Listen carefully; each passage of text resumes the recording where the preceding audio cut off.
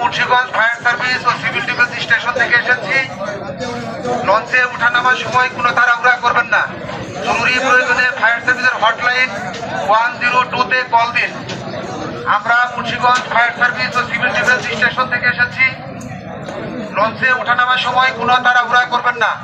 জরুরি প্রয়োজনে ফায়ার সার্ভিসের হটলাইন নম্বর 102-তে কল দিন।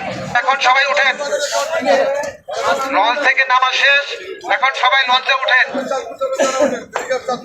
লঞ্চে খুব সাবধানে উঠেন, তাড়াহুড়া করবেন না। জরুরি প্রয়োজনে ফায়ার সার্ভিসের হটলাইন নাম্বার 102-তে কল দিন।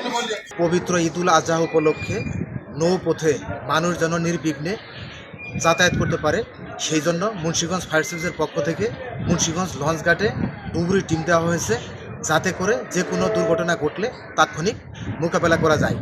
জরুরি প্রয়োজনে ফায়ার সার্ভিসের হটলাইন নাম্বার 102-তে কল দেবেন।